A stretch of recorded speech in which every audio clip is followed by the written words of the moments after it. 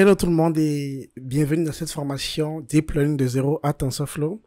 Je suis Kevin Dedila et je suis super content de pouvoir enfin vous présenter cette formation que je prépare depuis très longtemps.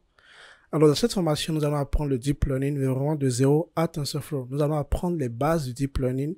Nous allons apprendre tout le mécanisme derrière pour entraîner des réseaux de neurones par exemple. Alors à la fin de cette formation, vous serez en mesure d'entraîner des réseaux de neurones, que ce soit des réseaux de neurones convolutionnels sur des images, des LSTM, des GRU sur du test, faire de l'analyse de sentiments, la classification de tests et beaucoup plus encore. Ce cours est orienté projet et donc du coup vous allez apprendre à appliquer directement tout ce que vous aurez appris dans ces projets-là. Ce cours se veut accessible à tous. C'est pour cela que les seuls prérequis, c'est connaître les bases de Python, de la création de variables à l'orienté objet, également maîtriser NumPy qui est la librairie de Python pour le calcul scientifique. Alors si vous ne connaissez pas encore ces bases, je vous invite juste à regarder cette playlist en fait, dont le lien est dans la description de la vidéo. C'est sur ma chaîne YouTube également. Vous avez ces premières vidéos là, jusqu'à la vidéo 10, qui est une vidéo relative à l'apprentissage des bases de Python et de NumPy, la vidéo 11 également.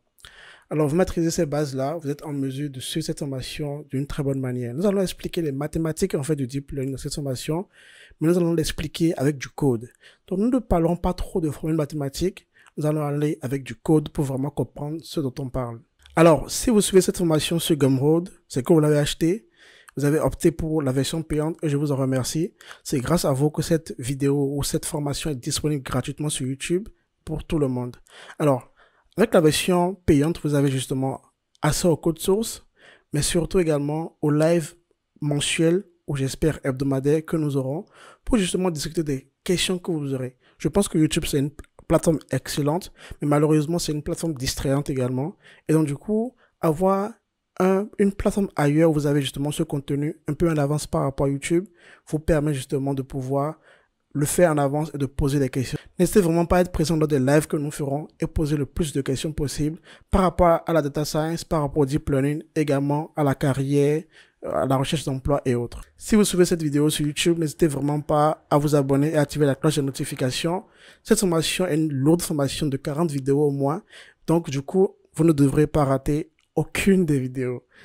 Vous pouvez nous joindre également sur Discord où vous pouvez poser toutes les questions que vous aurez relatives à la formation. Alors, sans plus tarder, passons au premier projet. Nous avons 4 projets dans cette formation. Voilà, 4 projets. Passons au premier projet. Alors, dans le premier projet, vous êtes chef d'une entreprise qui propose une plateforme de vente de maisons. Donc, les gens viennent sur votre plateforme, ils mettent les caractéristiques de leur maison, le nombre de chambres, la superficie, du garage par exemple, la proximité par rapport à la plage, et bien sûr, ils mettent le prix de leur maison et ils le vendent. Donc, du coup, au fil du temps, vous avez collecté les données, collecté les prix des maisons et des caractéristiques.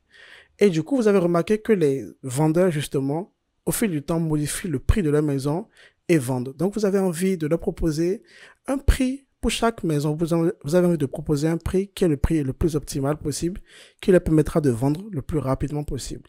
Donc, on veut entraîner un réseau de neurones, ou plutôt un modèle de machine learning ou de deep learning capable de prédire le prix d'une maison en fonction des caractéristiques. C'est un projet assez connu qui s'appelle Housing Price Prediction. Si vous connaissez déjà le machine learning, je suis certain que vous connaissez ce projet-là. Mais c'est un projet qu'on peut faire très rapidement avec TensorFlow et je vais vous le montrer. Alors dans cette formation, nous allons utiliser Google Colab. Comme ça, on n'a rien à installer, on peut directement écrire du code à l'intérieur. Alors donc, comme je vous le disais, on peut déjà le faire avec TensorFlow. Ce projet de prédiction de prix des maisons. Alors j'ai importé des données en fait qu'on a déjà, donc on va pas vraiment s'intéresser à ça. Mais j'ai importé TensorFlow, qui est la librairie de Google, en fait, pour faire du deep learning. C'est une librairie très puissante qui a aujourd'hui un écosystème auto. Mais ce que je veux vous montrer surtout, c'est que, voilà, j'ai importé tout ce qu'il faut. Et là, ça, c'est le code qu'il me faut pour entraîner un réseau de neurones aujourd'hui. Donc, j'ai 1, 2, 3, 4, 5 lignes. Et je peux entraîner un réseau de neurones. Je l'exécute. Vous voyez, là, il est en train de s'entraîner. Et voilà. Donc, en fait, aujourd'hui, c'est très facile de le faire avec TensorFlow, mais le problème, c'est que pour une personne qui est en train de débuter, justement, tout ceci peut paraître justement comme une boîte noire où on ne sait pas c'est quoi dense. Pourquoi dense? Pourquoi c'est 13 units? Pourquoi l'activation sigmoïde? Pourquoi pas une autre? C'est quoi le learning rate? Et pourquoi c'est 0,001? Est-ce que ça peut être 5? Pourquoi on compile ici? Pourquoi c'est compile? c'est quoi l'os, et ainsi de suite. Il y a beaucoup de questions qu'on peut se poser.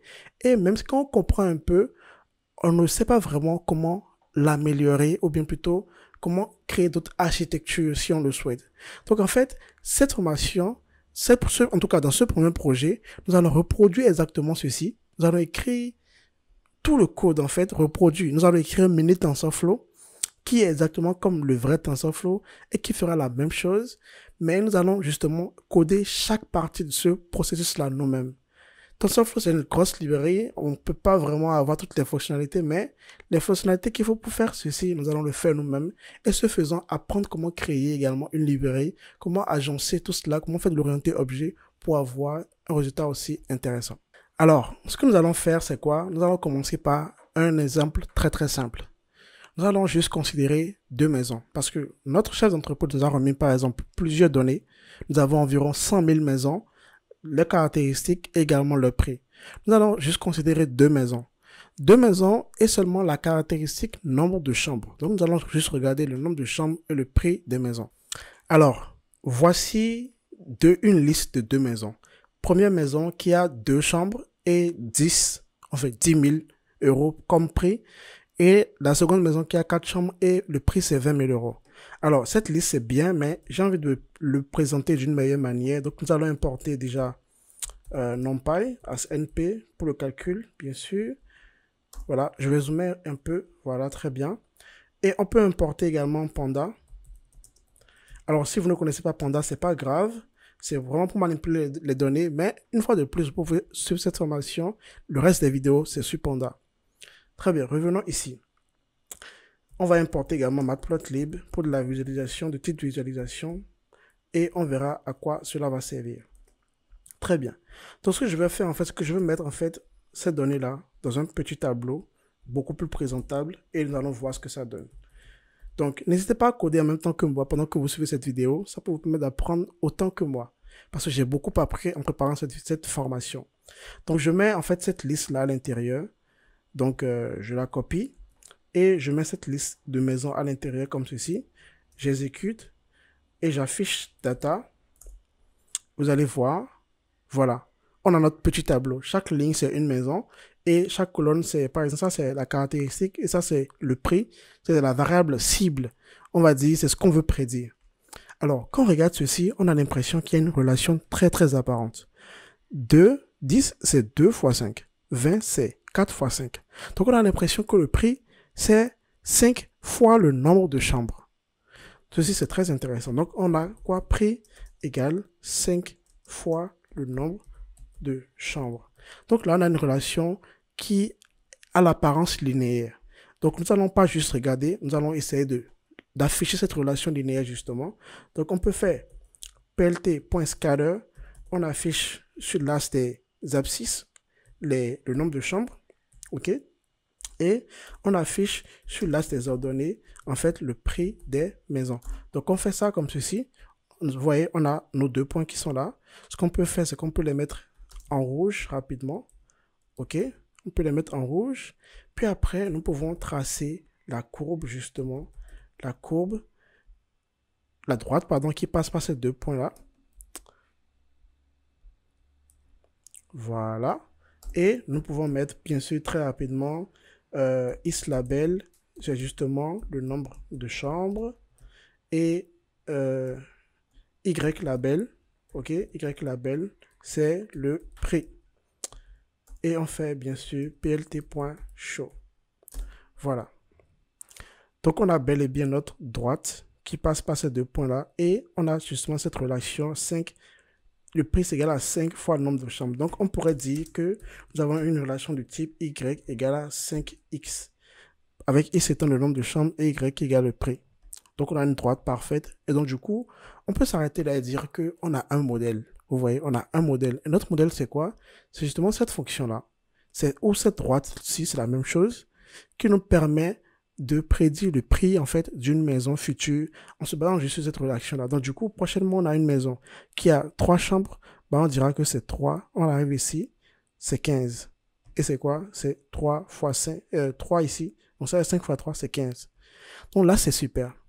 Mais je trouve qu'on a juste regardé deux maisons. Et il se peut que quand on aille à 3, 4, 5, 6 maisons, on n'ait plus cette même relation-là. Parce que je doute vraiment qu'on ait cette relation pour 100 000 maisons. Donc, ce qu'on va faire, c'est qu'on va considérer 10 autres maisons. Alors, voilà, nous avons 10 autres maisons. On affiche les données dans un tableau comme d'habitude.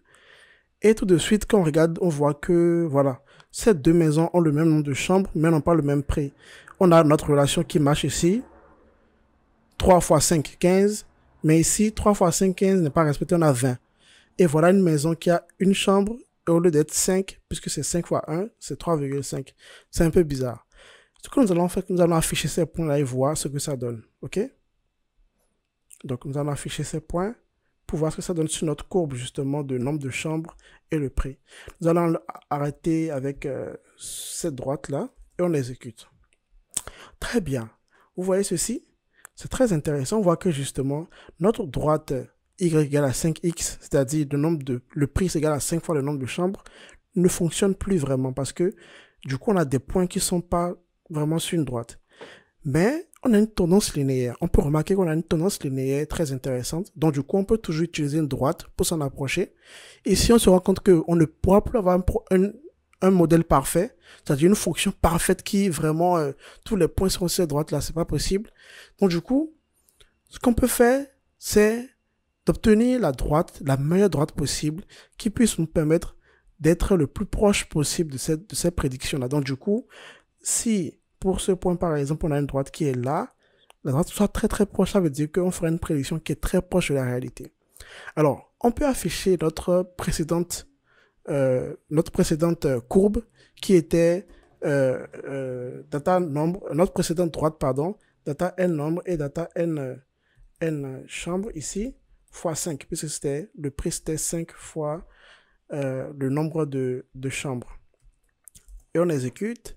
Vous voyez? Donc ça, c'était la droite qu'on avait auparavant. Donc on a bien sûr ces points et ces points qui sont parfaits. Ce point aussi. Celui-ci, il est un peu proche. Celui-ci, il est très éloigné. Donc par exemple, pour cette maison-là qui a 7 chambres, c'est à 50 000 €. Et nous, on aurait prédit quoi? On aurait prédit 7 fois 5 qui est égal à 35. Vous voyez un peu? Donc du coup, là, on se pose la question, cette droite-là, comment on va faire justement pour pouvoir trouver la meilleure droite possible? Et si ça, c'était notre meilleure droite possible? Alors, ce que nous allons faire, nous allons passer dans Microsoft Paint pour justement voir un peu plus en détail ce dont on parle ici. Alors, on est ici, bien sûr, là, on a cette droite-là qui est égale à y égale à 5x, avec y qui est le prix et x qui est le nombre de chambres. Très intéressant. Maintenant, on a justement ces points qui sont plus sur cette droite-là et on se demande, est-ce que ça, c'est la meilleure droite possible? Ou est-ce qu'on a une autre meilleure droite? Dans ce cas, il faudrait qu'on soit en mesure de mesurer en fait comment la droite elle est parfaite. On sait que dans un cas parfait, tous les points sont sur cette droite-là et donc du coup, nos prédictions sont parfaites. Et donc du coup, on aurait 0 comme distance de ce point à cette droite. Mais si on considère justement la distance entre les points qui ne sont pas corrects, voilà, on prend ce point-là par exemple, on considère cette distance-là, cette distance. On prend ce point, on considère cette distance, ce point aussi, cette distance. Ici aussi, hein, ce point n'est pas vraiment sur cette droite-là. Il est très proche, mais pas vraiment. On peut considérer également cette distance et cette distance. Celle-ci aussi. Et donc, du coup, ce qu'on ferait, c'est justement de calculer l'écart de notre prédiction.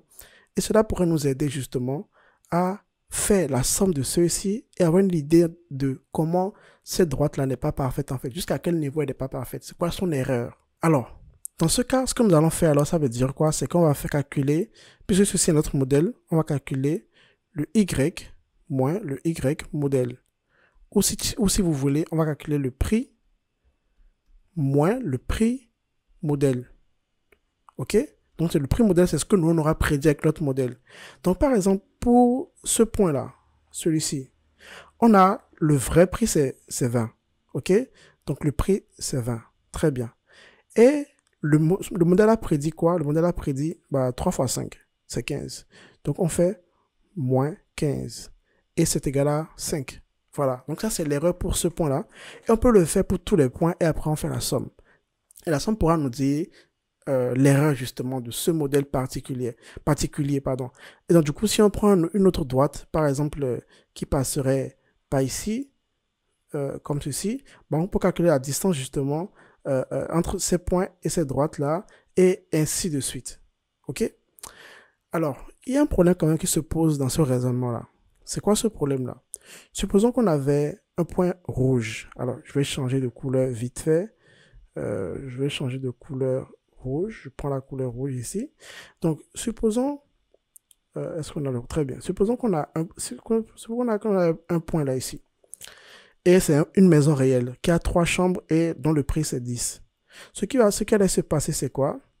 Si on reprend le stylet bleu, c'est que quand on calcule la distance qui est ici, le prix de cette maison, c'est quoi? C'est 10. Et le prix qu'on aurait prédit, c'est 3 fois 5, c'est 15. Donc ça fait 10 moins 15, c'est égal à moins 5.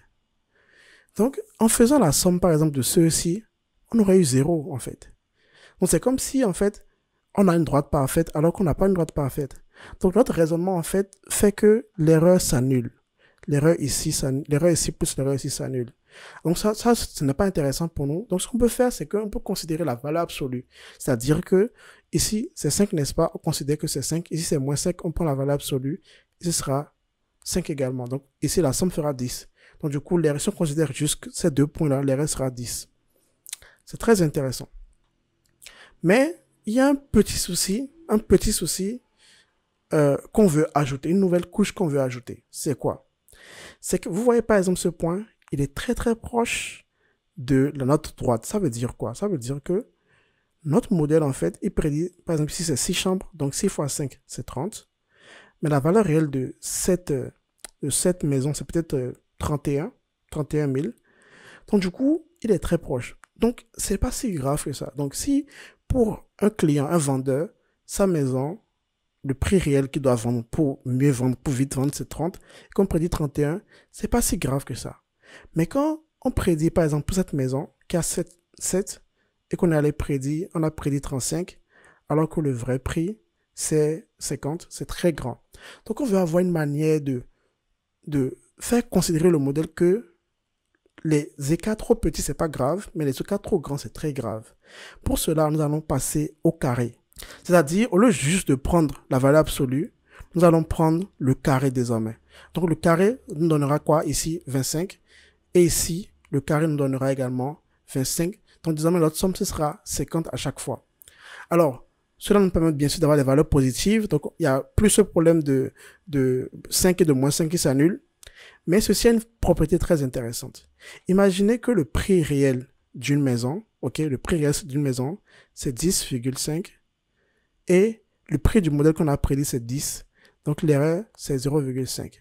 Quand on met ça au carré, comme on l'a dit, on va le faire, on met ça au carré, ça donne quoi? Ça donne 0,25, qui est plus petit que 0,5. Donc, comme si on a encore diminué l'erreur en faisant le carré. Mais, si on a par exemple le prix réel de la maison, qui est par exemple 30, et on a prédit 25, bah, l'erreur, c'est 5. Et 5 au carré, c'est déjà 25. Donc, ça grandit beaucoup plus. Vous voyez? Et c'est plus l'écart est grand, plus l'écart sera...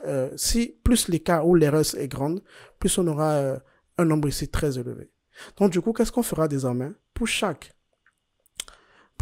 point, nous ferons Y moins Y modèle, le tout au carré. Et on fera après la somme pour tous les points. Donc, je mettrai une notation mathématique ici, une somme pour tous les points. Très bien.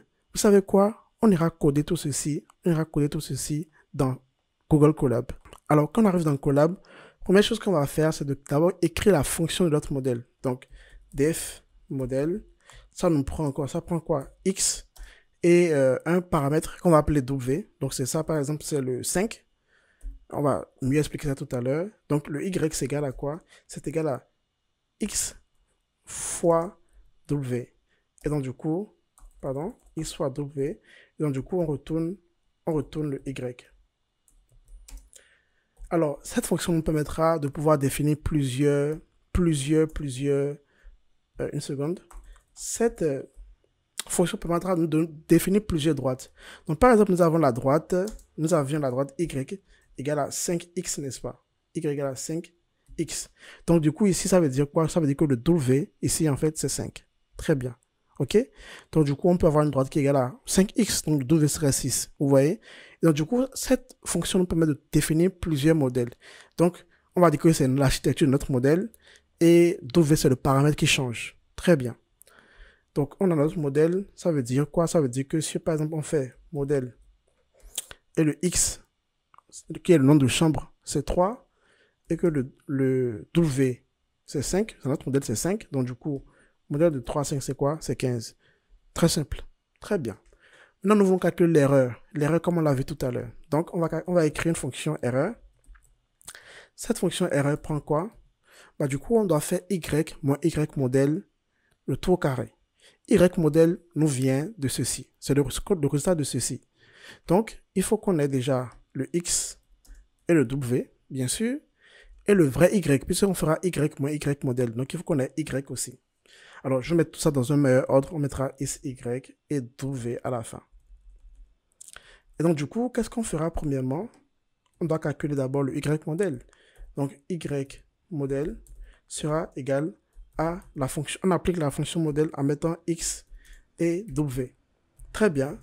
Et après, on pourra faire maintenant la distance, ok, qui est égale à justement y moins y moins y modèle, voilà, le tout au carré.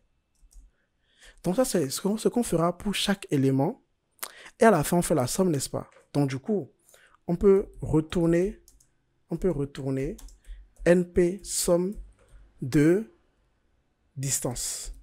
Alors, ici, ce que j'ai fait là, cette manière de pouvoir retourner la somme, c'est parce qu'on va utiliser en fait des tableaux NumPy. C'est pour ça que connaître NumPy, c'est très important. Au lieu de le faire pour un seul élément, on peut lui donner des vecteurs et il applique en fait sur tous les éléments, sur toutes les maisons directement et fait la somme. Alors, on en parlera dans la prochaine vidéo qui est justement réservée aux vecteurs, aux matrices et autres. Donc, on a pu coder notre fonction erreur. Donc, on a pu faire le y moins y modèle, le tout au carré pour tous les points. Donc, désormais, nous allons faire un exemple. Donc, notre x, en fait, c'est quoi? C'est les chambres, n'est-ce pas? Donc, data, le nombre de chambres. Et notre y, c'est quoi? Notre y, c'est le prix. Donc, data, prix. Donc, j'exécute et on peut l'afficher. On peut afficher x, voilà. C'est ça. Voilà, c'est toutes les chambres, les nombres de chambres et y, c'est-à-dire le prix qui correspond. Donc, du coup, nous pouvons juste calculer l'erreur de notre modèle. Donc, on met x, y. Notre modèle, en fait, c'est quoi son paramètre? C'est w qui est égal à 5.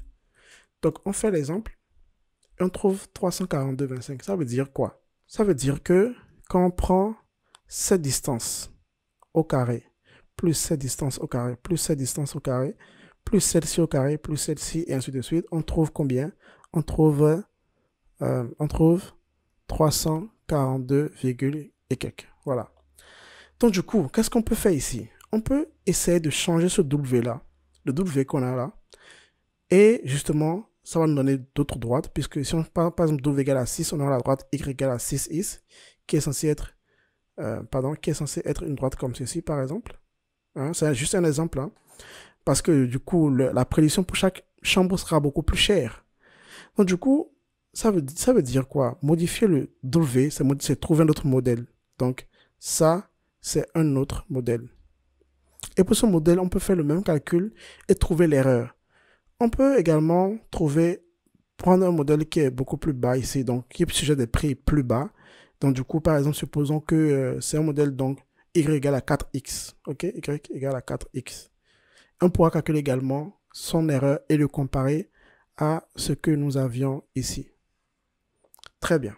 Alors, la première chose qu'on fera, c'est justement d'essayer 4, par exemple, y égale à 4x, un modèle qui prédit des maisons moins chères. Donc, on fait erreur, x, y, et le w, c'est 4. On calcule l'erreur. On trouve 847, c'est énorme. Ce qu'on va faire, c'est qu'on va prendre 6 peut-être, 6. Donc, erreur, x, y, 6. Donc ici, c'est quoi? Ici, on a pris une droite y égale à 4x, dont le prix, c'est 4 fois le nombre de chambres. Et ici, on a pris y égale à 6 fois x. Et on a eu 425 ici. C'est beaucoup moins que celui-ci, mais 342, c'est toujours meilleur que 425. Donc, ça veut dire quoi? Ça veut dire que ici, qu'est-ce qu'on a fait? On a pris une droite moins, donc qui est 4 ici. Et on a pris une autre droite ici, qui est 6. Donc, on a fait, en fait, on est revenu un peu en bas ici, ou après un peu en haut ici. Et on a trouvé des résultats. Ici, on avait quoi? On avait 342. Quand on a fait ceci, on a eu 847. Et ici, on a eu 400 et quelques. Très bien. Ça veut dire que celui-ci est toujours le meilleur. Mais on se pose une question. Est-ce qu'on n'est pas allé un peu trop vite en bougeant, en fait, cette droite-là, en l'amenant jusqu'ici? Parce que entre ça et ça, donc ici c'est 5x, on a 4,1, 4,2, 4,3, 4,4, 4,5, 4,9 et 5. Donc ici c'est ça. On a 4,1, on a 4,1 et ainsi de suite. Donc du coup, au lieu d'aller à 4 directement, on peut juste redescendre un petit peu. On va essayer 4,9 ici, ok? Et ici aussi, on va essayer 5,1 avant d'aller à 6, ok? Donc essayons cela. Donc, nous faisons, donc alors, erreur x, y, et on va essayer quoi? 4,9. Ok, c'est beaucoup mieux que 4. Vous voyez, on a 366 qui est beaucoup plus proche de 342. Vous voyez, mais c'est toujours plus grand que 342. Donc, essayons l'autre sens. C'est-à-dire erreur x, y, on essaie 5,1. 324,09. Ça veut dire quoi? C'est meilleur que 324, c'est meilleur que 342 qui est la base que nous avions, c'est-à-dire y égale à 5x. Ça veut dire quoi? Ça veut dire qu'on vient de trouver une meilleure droite qui représente en fait, qui est la plus proche de tous les points, qui est 5,1. Très intéressant. Allons dans ce sens alors. Continuons à amener la droite vers le haut un peu. Ça veut dire quoi? Essayons justement 5,2 par exemple. On essaie 5,2. On trouve 311. C'est encore meilleur que 324. Allons dans ce sens-là. Continuons. Choisissons 5,3. On obtient 305. C'est encore meilleur. Super. Alors, continuons. On va à 5,4. On a 304. C'est encore meilleur. Super. Allons maintenant à 5,5. On a 310. Ah, tiens, ça commence à... C'est pas aussi mieux que 5,4. Donc, on a trouvé notre meilleur modèle qui est Y égale à 5,4x. Ça veut dire quoi? X, le nombre de chambres. Le prix, c'est 5,4 fois le nombre de chambres. Très bien. Ça veut dire qu'ici, on a commencé 5,1, 5,1, 5,2, 5,3 jusqu'ici. On a trouvé 5,4 qui était le meilleur et à 5,5 comme ceci, cette droite-là, bah, c'était pas bien. Maintenant, la question qu'on se pose, c'est quoi? Entre 5,4 et justement 5,5, il y a beaucoup d'autres valeurs. Entre 5,4, regardez ceci, entre 5,4 et 5,5, il y a d'autres valeurs également. Il y a 5,41, vous voyez ce que je veux dire? Donc, on réduit le pas. Donc, avant, on faisait quoi? On faisait 1, on était passé de 5 à 4 ou 5 à 6. On est passé à 0,1, donc on a eu 4,1, 4,2, 5,1, 5,2. Maintenant, ce qu'on va faire, on va passer à 0,01. Donc, 5,41, 5,42 et ainsi de suite. Alors, on peut parcourir tout cela encore comme on l'a fait tout de suite. Mais comme on a la fonction qu'on a écrite déjà, on peut définir une plage différente de W, ok, et tester en fait toutes les combinaisons possibles pour voir ce qu'on a comme résultat. Faisons-le. Donc, ce que je vais faire, c'est créer une liste de W possibles, donc différentes droites possibles. Donc, j'appelle ça possible W. Et ça va être quoi? Ça va être, en fait, ça va être une plage, en fait, de moins 20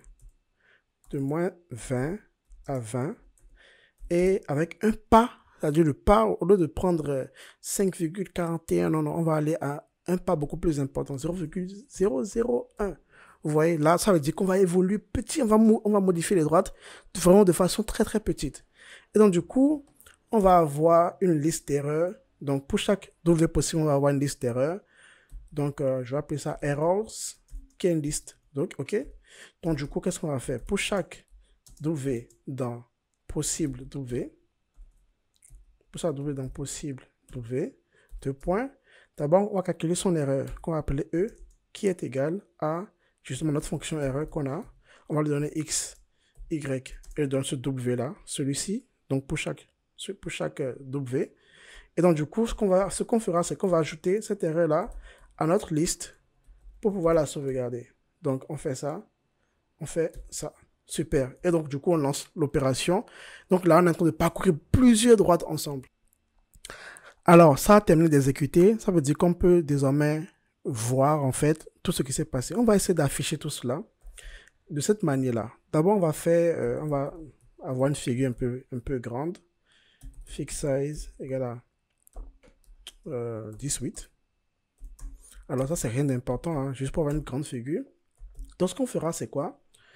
Nous allons afficher pour chaque W, en fait, son erreur. On va voir un peu la relation qu'il y a. Donc, du coup, on va faire plt.plot. Nous allons afficher d'abord sur l'as des is. Ce sera les possibles W. Donc, les possibles W. Et sur l'as des Y, en fait, ce sera les erreurs. Donc, la liste errors. Très bien. Et donc, du coup, bien sûr, donc le isLabel, c'est quoi? C'est possible W. Et le YLabel, c'est quoi? C'est erreur correspondante, si vous voulez. Erreur correspondante. OK. Donc là, on peut faire un plt.show tout simplement pour afficher tout cela. Super. Alors, je vais dézoomer vite fait. Vous voyez ce qu'on a comme courbe? C'est très intéressant. Ça veut dire quoi? Ça veut dire que... Alors, on va aller dans Paint pour bien analyser tout ceci. Alors, ça veut dire quoi? Ça veut dire que à la base, nous étions ici. Nous étions... une seconde. Ici. C'était le 5. Y égale à 5. Donc, ça, c'est W égale à 5. Et on avait trouvé une erreur de 300 et quelques qui est ici. Donc 342 je pense, ou 360 et quelques. Et donc du coup on est allé à 4 qui est peut-être ici, on a vu que c'était trop grand. On est allé à 6 qui est peut-être ici, on a vu que c'est trop grand aussi par rapport à 5. On a réduit le pas, on est allé juste un peu à côté, d'abord ici 4,9, puis après un peu ici 5,1, on a vu que c'était en bas. Puis on est à 5,2 c'était en bas, 5,3 c'était en bas, 4 c'était encore plus en bas, et 5 c'était commencé à monter. Vous voyez? Donc cette courbe-là, c'est en fait notre courbe d'apprentissage, c'est-à-dire que on cherche ici à trouver le meilleur W possible qui minimise l'erreur. Et c'est ça en fait entraîner en fait un réseau de neurones. Trouver les weights, c'est-à-dire ce W-là, la meilleure combinaison qui nous permet d'avoir en fait une erreur très très basse. Donc, on aurait, dans cet exemple, on a commencé avec 5x, on aurait pu commencer ici. On aurait pu commencer à W égale à moins 12 par exemple. Vous voyez ici. Et donc, du coup, on serait allé peut-être à moins 10. On a l'air surtout que c'est beaucoup plus faible, l'erreur est beaucoup plus faible. On serait allé encore ici. On va voir que l'erreur est beaucoup plus faible. On serait arrivé ici. On va voir que l'erreur est beaucoup plus faible. On serait allé jusqu'à 5. On va voir que l'erreur est beaucoup plus faible. Et à partir de 6, on va se rendre compte que ça commence à augmenter. On allait diminuer le pas aussi. Alors, cette manière de faire là, c'est ça, ce qu'on appelle l'apprentissage. Le fait de pouvoir essayer différentes valeurs de W. Alors, une chose qu'on peut faire tout de suite, c'est de voir, en fait, c'était quoi l'erreur minimum qu'on a trouvé. L'erreur minimum qui se trouve ici, là, c'est quoi le meilleur? Donc, dans ce cas, ce qu'on va faire, c'est quoi? On peut faire np.arg. Bien sûr, le min. np.min de la liste erreur. Donc, on va voir, en fait, c'est quoi le minimum de cette liste-là. Donc, du coup, np.min errors. Donc, on se rend compte que l'erreur la plus faible était 304,39. Et c'est beaucoup mieux que ce qu'on avait ici, qui était 304,88. Très bien. Mais c'est quoi le W en fait qui correspond à cette erreur-là? Puisque l'erreur c'est ici. C'est quoi le W qui correspond? On peut faire np.argmin pour trouver en fait l'index en fait de cet élément-là. Donc, l'index c'est 25 359. Ça veut dire que dans la liste des éléments possibles, dans la liste des possibles W, quand on prend l'élément 25 359, c'est celui-là qui est le meilleur. Donc c'est 5,359. Donc notre meilleur modèle, c'est Y égale 5,359X. Donc en gros, dans pour les 10 maisons qu'on a sélectionnées, la meilleure représentation possible, c'est le prix, c'est 5,359 fois le nombre de chambres. Et bien voilà, on vient de faire un exemple d'apprentissage et ça c'est l'algorithme de la descente du gradient. Nous allons voir un peu plus en détail plus tard ce que cela veut dire. Alors, on va faire un petit récapitulatif. Tout d'abord, nous avons défini notre fonction comme on l'a vu. Puis, on a eu plusieurs données, on s'est rendu compte que c'était pas forcément le meilleur. On a défini une manière de mesurer l'erreur qu'on a définie avec Y modèle au carré. Puis on a mesuré l'erreur de notre modèle. Une fois qu'on a fait ça, on a commencé à chercher d'autres modèles pour voir s'ils ont une erreur beaucoup plus faible. On a changé le W plusieurs fois. On a trouvé meilleur. À chaque fois qu'on commence à voir un W qui est trop grand, on réduit le pas, on apprend. On réduit le pas, on apprend. Puis après, on a essayé plusieurs variables, on a trouvé le meilleur modèle. Alors, le fait de trouver ce meilleur W là, c'est ce qu'on appelle l'apprentissage. On a appris le W, on a appris le weight. C'est ça l'apprentissage en fait, dans le côté apprentissage automatique.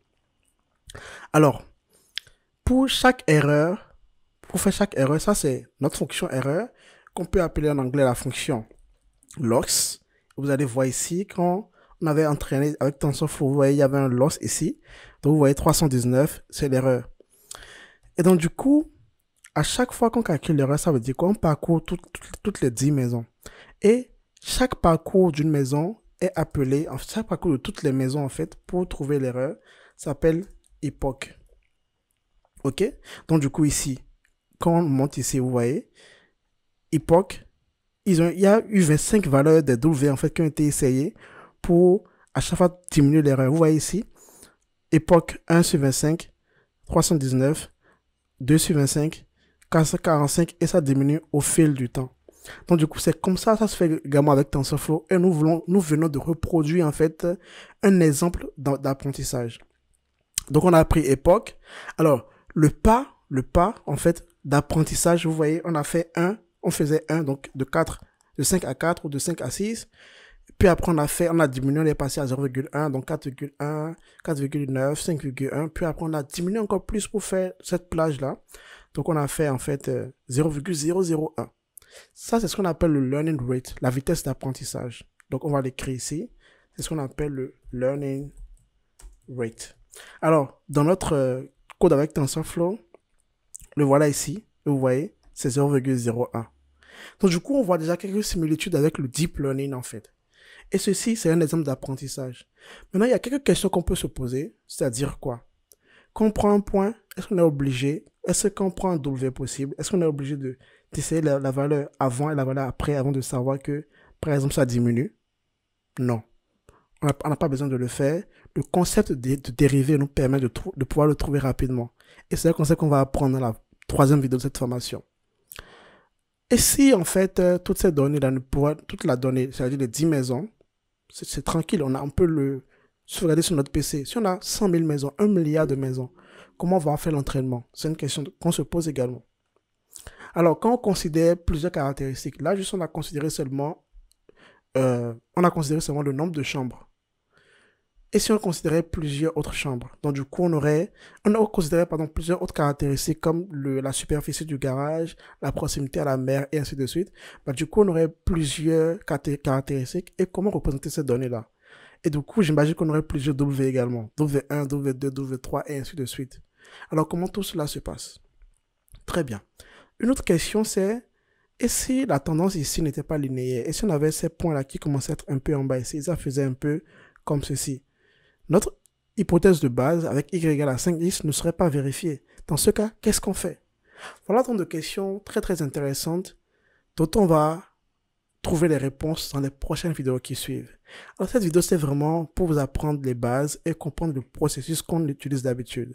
Et désormais dans les prochaines vidéos qui vont suivre, on va voir chaque étape et nous allons arriver à construire un autre mini TensorFlow et vous allez comprendre tout ce qui se passe derrière ce genre de code là. Alors, c'est la fin de cette vidéo. J'espère que vous avez apprécié, vous avez compris quelque chose. Si c'est le cas, vraiment, n'hésitez pas à me laisser un commentaire, à m'écrire sur Discord ou laisser un commentaire sur YouTube parce que j'ai vraiment travaillé sur l'introduction de cette formation pour avoir le truc le plus intuitif possible. Et si vous avez apprécié, laissez-moi un commentaire. Si vous avez suivi la vidéo jusqu'à ce niveau-là, laissez-moi un commentaire. Ça me fera plaisir. Alors, on se voit à la prochaine vidéo.